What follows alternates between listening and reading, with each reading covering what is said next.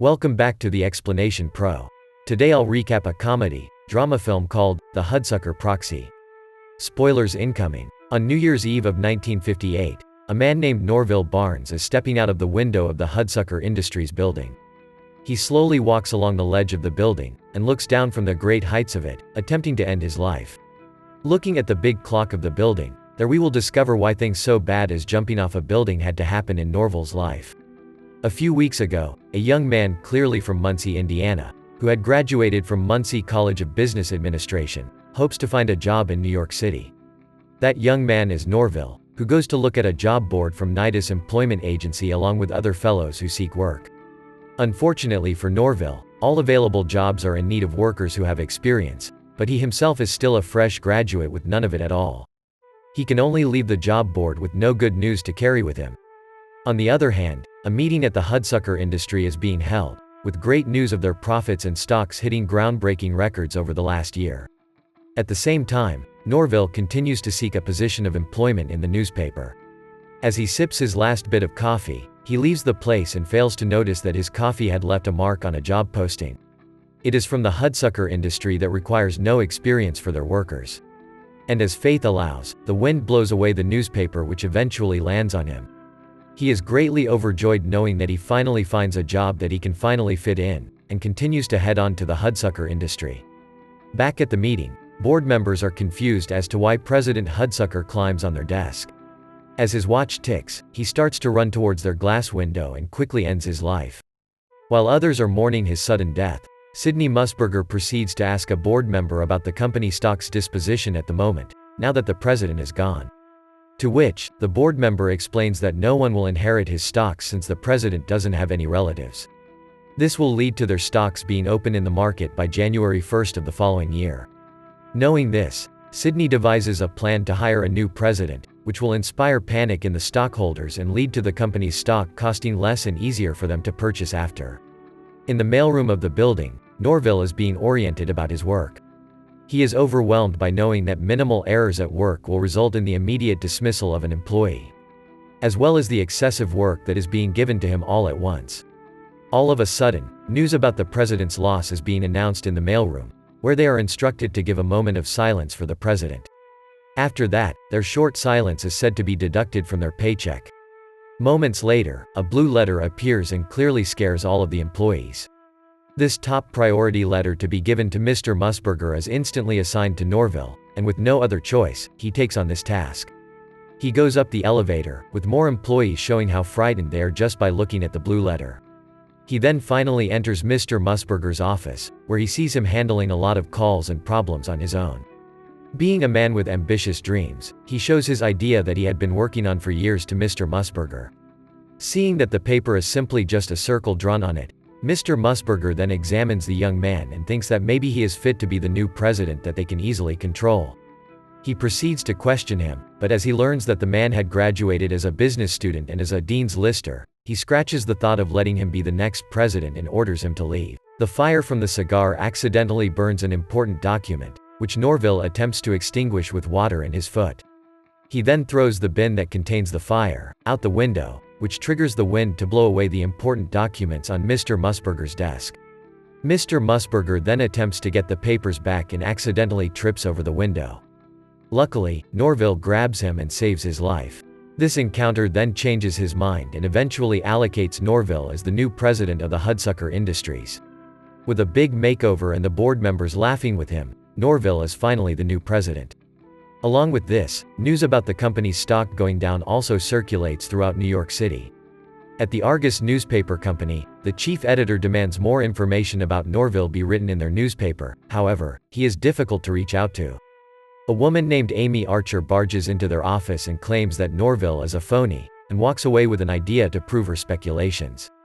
Back at the Hudsucker Industries, Norville starts to voice his concerns about their company's stock dropping drastically. However, Sidney Musburger continues to trick him by reasoning that the phenomenon is only natural since there is a period of transition. He then eats alone at a restaurant, where Amy commences her plan of spying on him.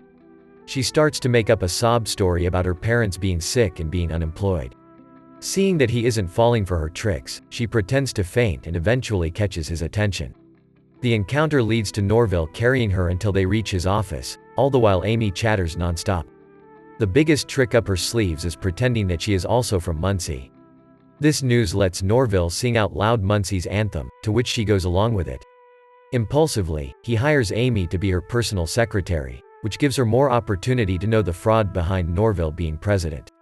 After that, she starts to write an article about him being a complete imbecile as the head of Hudsucker Industries.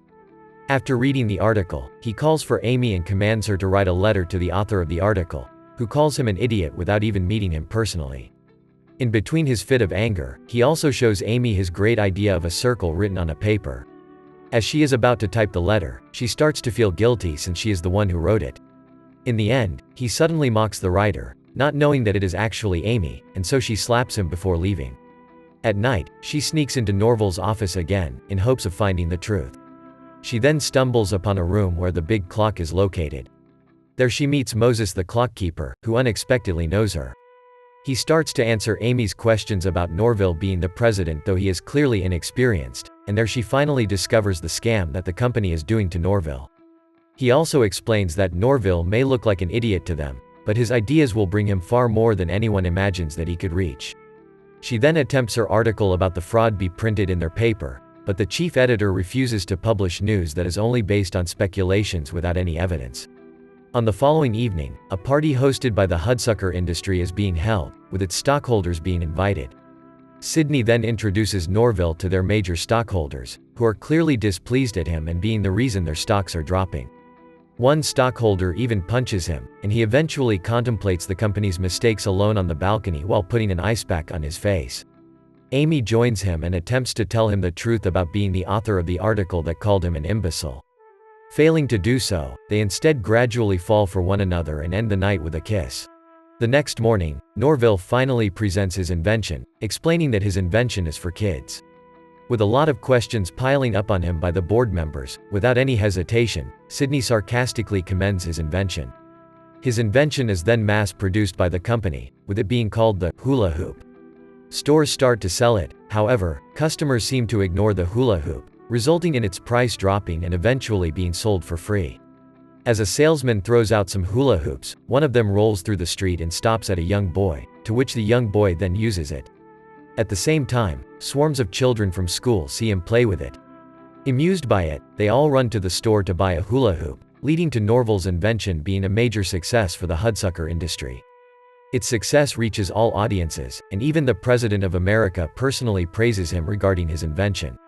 He starts to feel overwhelmed by the sudden fame and attention, while the hula hoop craze continues to occur in different cities. He later catches the feel of being on top, since his invention leads to their company's stock being worth more now than ever. On the other hand, the board members grieve and think that their plan had failed. One of them, Myron, attempts to end his life similar to how Waring Hudsucker ended his. However, their glass window was recently replaced with plexiglass. Sidney then assures them that Norville will eventually fail, saying that the higher he climbs, the harder he drops. Meanwhile, Norville now thinks too highly of himself just because of his sudden one-time fame. His action stirs up Amy, leading to her deciding to resign as his secretary. He eventually falls asleep and dreams of him dancing with a beautiful woman. His dreams are interrupted by the company's elevator boy named Buzz. Buzz starts to present his invention of a straw that can be folded due to its ridges, represented by a drawing of a circle similar to Norville's. He then starts labeling Buzz's invention as worthless, and going below the belt by firing him on the spot. After discovering that Amy actually spied on Norville by being his secretary, Sidney lets out this news to him as well as Buzz accusing him of stealing his idea of a circle that inspired the hula hoop. The thought of Amy betraying her is what greatly affects him emotionally. At the same time, even though Amy had quit as Norville's secretary, she still cares for him and tries to stop the article about Norville stealing Buzz's idea be published, since she knows that it is all a lie.